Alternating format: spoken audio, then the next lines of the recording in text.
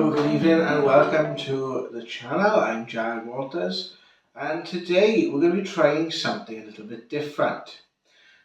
We have an election coming up in the UK in the next couple of days after this video going out, and I'd like to take a little look at what's happening surrounding the election itself, but not just that, what does it mean for the next sort of couple of years for the country of the UK, and what we're going to see in the UK over the course of, let's say, the next sort of weeks and months, but maybe over the course of the next sort of Parliament as well. So I'm just going to draw a spread and we're going to see what sort of comes up here. Now, obviously, in UK politics, we have two main parties, which are the Conservatives and Labour, and the Conservatives are expected in the polls to take a massive hit. I could do maybe videos on the fortunes of the different parties, but we'll see how this one comes out first of all. You've also got the more sort of right-wing Reform UK gaining quite a lot of popularity here in the UK, and obviously some other parties expected to maybe get a bit of a boost in seatage in the House of Commons. But what does this all mean? Does this have any effect on our lives in the UK in the coming weeks, months and years ahead? What is it we can expect? I'm not going to sort of divulge in this particular video my own political views, but I would say that they are more liberal than a lot of us out there, and I have my issues with pretty much all the leaders in the parties in this election. But I've got this kind of nervous feeling with regards to this, and I was talking to someone about this the other day, where there's such an expected outcome, and the last time this kind of expected outcome happened was in 1992, and the way that everything was suggested was supposed to be going, it didn't go that way, and I hope that there's a certain way that I feel we could end up going, and I hope it doesn't mean that we go that way. Because I just feel it will make us less tolerant, less open, and I feel that, but if it's something that we're meant to go through as a nation, then we will go through it. And obviously this is for England, Scotland, Ireland and Wales. I am in the heart and soul of Wales right now, so there's we're going to have that as the election event. That's the election event, and this is kind of more sort of outcomes and things to be aware of. Quite a lot coming out of here. And it feels as if should be 2 or 3 down here as well. So let's take a look. There's quite a few cards drawn here. So what are we going to see? Now it feels like the outcome of this election is going to be positive.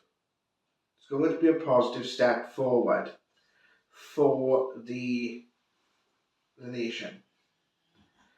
I personally think, and I've always felt this since I saw the man, even though I'm not his biggest fan, I can see Keir Starmer being Prime Minister.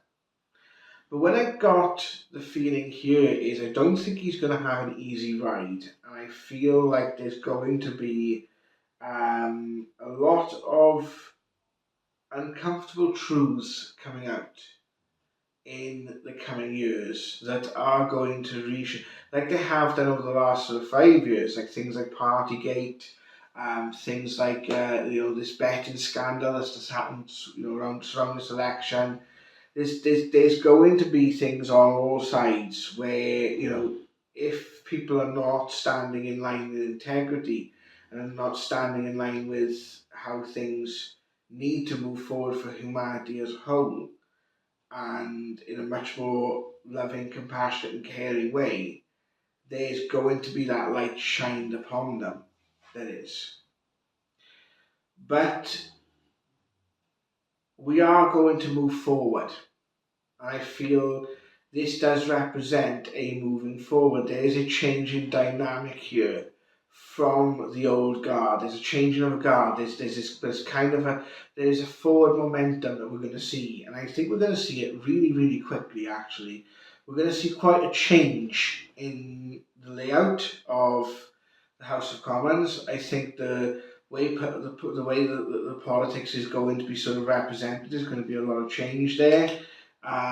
So I feel like you might find that there's more sort of liberal voices that, now I know obviously there's been this kind of silencing of the left and the things that's happened to Jeremy Corbyn, but that hasn't gone away. You know, that I've noticed that throughout the sort of campaign, this kind of the way Keir Starmer treated Jeremy Corbyn and what Jeremy Corbyn stands for, and the fact that even though they had such a terrible result with the 2019 election, a lot of people still support Corbyn and what he stands for. And a lot of people are seeing this dichotomy, especially with regards to the sort of the conflict in Gaza and the conflict in Ukraine, and we're seeing two different narratives. And that's starting to make people ask questions, because they're like, well, hang on a second, why are you saying this about the one conflict and this about the other conflict? You know, aren't they both the same in regards to the fact that innocent people are being persecuted, innocent people are being punished, and innocent people are paying the price for, you know, forces at work that are much more beyond them. And I think that sort of awakening is going to happen sort of surrounding people. We've definitely got this kind of emotional action here, okay, because we've got the fire cards and we've got the water cards together, okay. So a lot of what's going to happen, I think, with the outcome of the party takes power, which I'm thinking is going to be Labour, right? There's going to be a lot of missed opportunity there, right?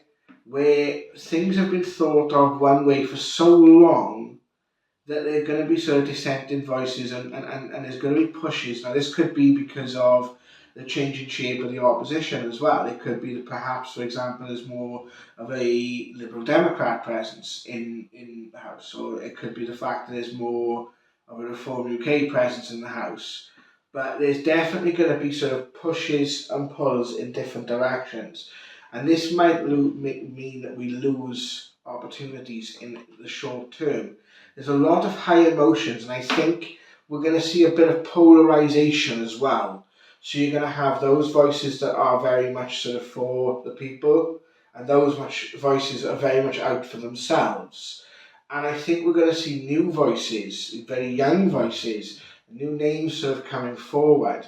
And we've seen this sort of with the Conservative Party, with how people have started jumping ship or resigning or saying they're not going to stand. We've seen this in the Labour Party with the way that certain people on the left, like Diane Abbott, etc., have been marginalised. You know, and the issues sort of surrounding that, and people are not, you know, not buying this sort of political speak here. They want something grounded. And this is where there's a confusion coming up, because there's kind of a growing up happening here for all of us. We are sick and tired of the old ways of doing things, but we're not quite sure about the new ways of doing things. And this is where you're getting very controversial, very diverse, and sort of polar opposite sort of voices coming in, and that's going to really sort of test things.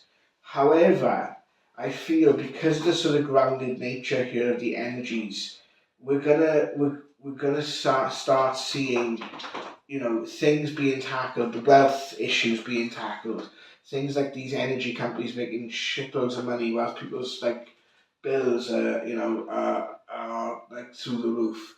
We are going to see more of this sort of coming up.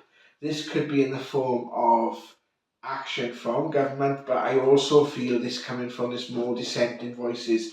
It's like, right, okay, just because we voted you in, we're going to hold you more to account.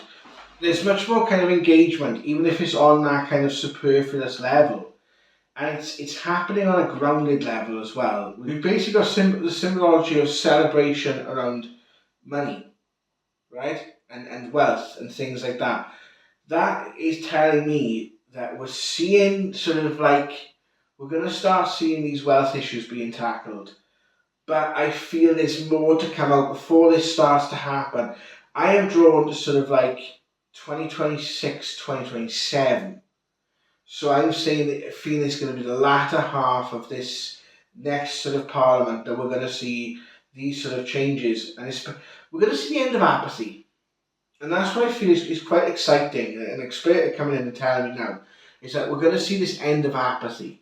We're going to start to see more engagement in the process, people asking more questions, people coming to consensus about things, new ways of doing things, and growing up with, the fact that we have got a different world to what, the world hasn't caught up socially and economically to the world that we actually have now technologically, and we definitely haven't caught up spiritually, right?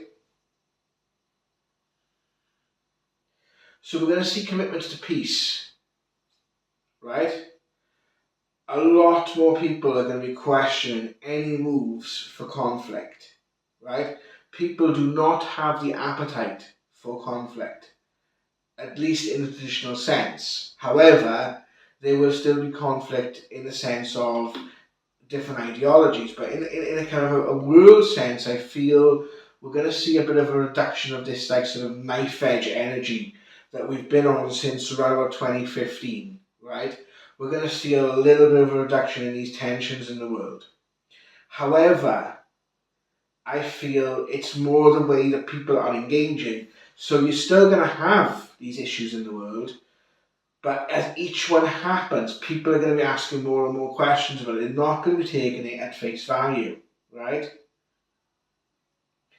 There's this feeling of coming into one's own, right? An abundance energy. This is really, really this is really positive. The outcome here now that's basically showing me the next 5 years is saying that, until we get to 2025, right? 2025 and 2024 are like turning point years, right?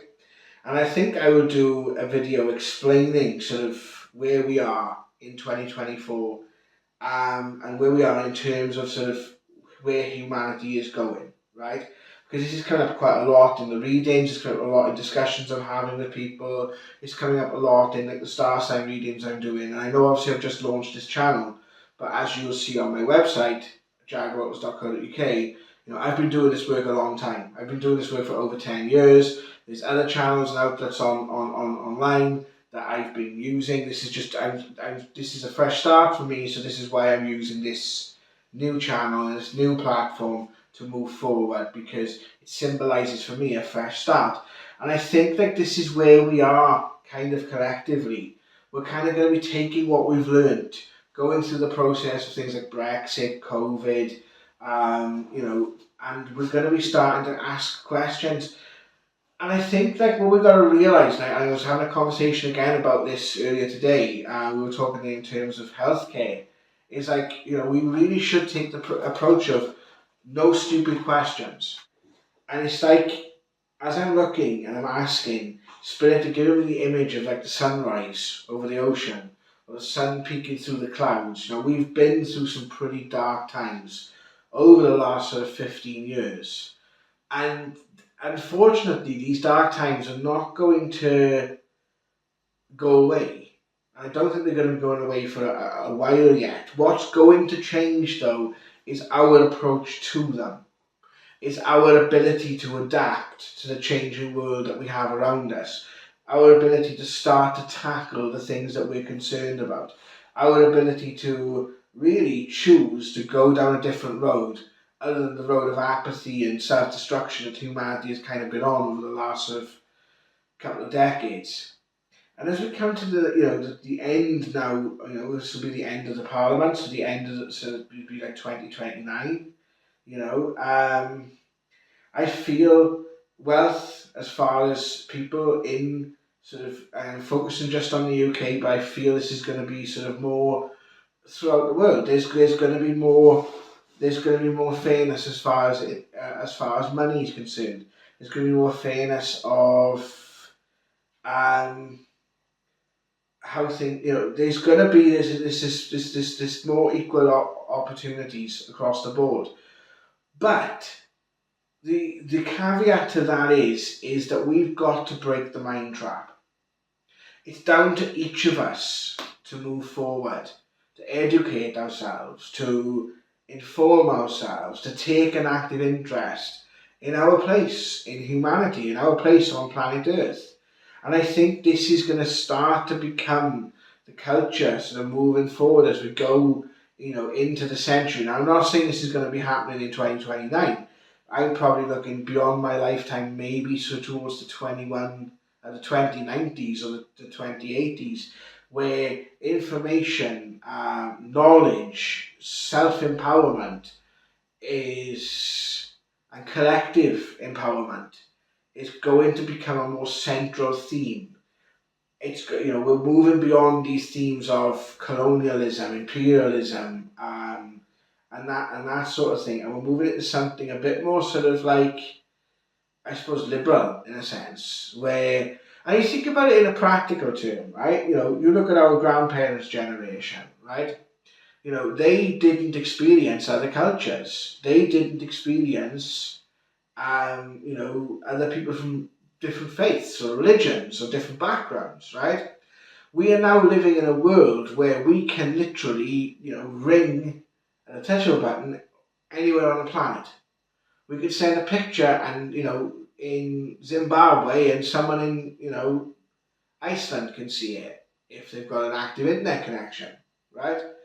I'm just using this as an example. Obviously, I know there are certain countries in Africa, etc., that do have issues with internet access, but the technology is there, and that technological foundation can either work for us or it can work against us.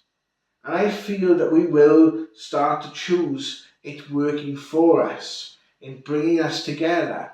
So the more in which there is sort of multiculturalism, and I'm not, in our sort of sphere of influence, because I have friends now, for example, that are in America. I've never met them. I made those friends through COVID, but they have been, Christ, I don't think I've got through the last couple of years without them, to be honest with you. I've never met them physically, but they have been just as dear to me as my friends I have in my physical geographical environment.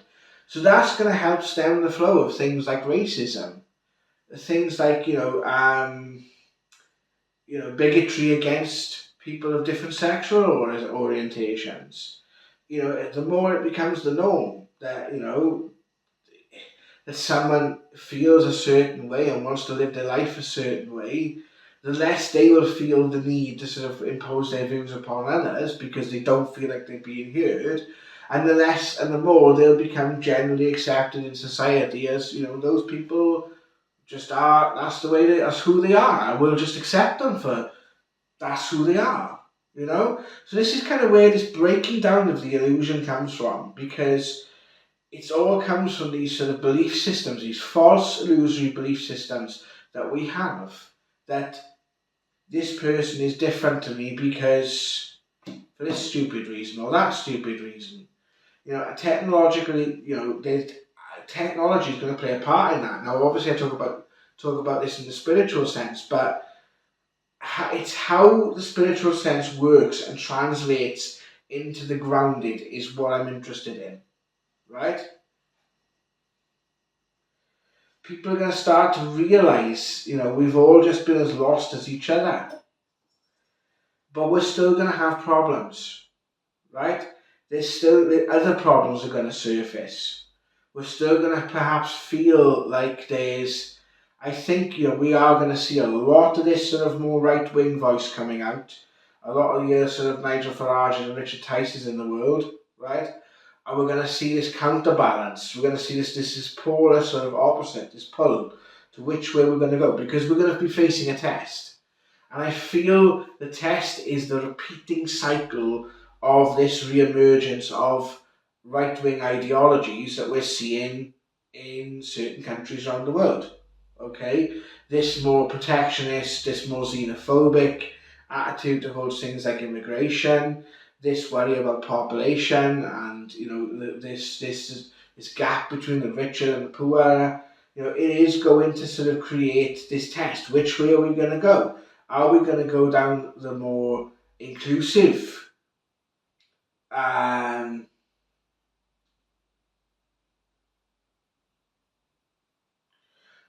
are we going to go down the more inclusive path, or are we going to go down a more are we going to have to relearn some of the lessons? Now, I don't think it's going to happen in the way that World War II did, because though the exam is the same, the questions are different, right? We came through that ordeal, and we've learned enough from that ordeal that I don't think it will happen again, right? Not in that way. However, we are going to be tested with which voices are we actually drawn to. Are they going to be the ones that enslave us, or the ones that hold us in a bad place, are not sometimes the ones that seem to be saying the right things, right? It comes down to information gives us knowledge, and they say knowledge is power, but it's not knowledge being the power itself. It's how we use that knowledge that's the power. We are literally going down the line of sort of love and fear. Okay, this is the sort of love coming in. All right, so this is what we're going to be seeing, is that line of love and fear, and we are going to be tested and brought into this sort of process. And we're definitely going to have arguments about the way in which our system works, the way in which we provide healthcare, the way in which the way in which what is a role for business, what's a role for the state, what's a role for the individual. This is a time over the next 10 years, from like 2025 to 2035, is where things are going to be taking a more of a positive direction, yes, but there's much more of an onus on us as people. We don't just leave it to the guys in Whitehall, the guys in number 10. It's down to us to really become actively involved, because the way we work is going to be changing. Certain jobs are going to be obsolete. Certain ways of doing things are going to be obsolete. The mentality has to change. For this, it needs to step away from this idea of we need jobs. Well, jobs give us, I believe in work. I very much do. I am a much happier person when I'm doing work. But I don't want to be sitting there making useless crap, superfluous materialistic crap, that we then chuck away or we recycle and the process begins again. Ultimately, we've got to think very hard and long about the type of jobs that we're doing. And more people are going to be working through things like self-expression, using things like social media, using the tools that we are providing for ourselves online, and start working that way. We're going to see a lot more of this kind of creative output and this sort of representative sort of culture of people sort of finding their voices and speaking to their tribes and sort of that sort of thing. And it's always the establishment that's going to find it the hardest to change. And, we could be held back by that. But ultimately, I feel the outcome, and I'm quite chuffed I've done this, because to be honest, I'm not a great fan of Sunak. I'm not a great fan of Starmer. I don't like what he's done with the Labour Party. But there are some things that he's talked about I appreciate. It's the same as the Liberal Democrat guy. There's something he's talked about I appreciate it. But we need a shift. We need a change. We need something different. And this isn't just in Britain. This is across the board. We cannot, as a planet, as a race, as an entity known as humanity, continue the way we are. Things are now getting to that point where they have to change. And they have to change for the better. We now need to start realising that our actions not just have consequences for us, but they have consequences for generations to come. Personally, I don't know about you, I kind of like to leave the place better than I found it. So thank you for joining me for today's reading, guys. I hope you enjoyed that. That's a little bit different. It's a little bit of a different way of me working. I've done it once or twice before, but I just thought, give it a try. So thank you very much, guys. I'll see you soon for another video. Take care.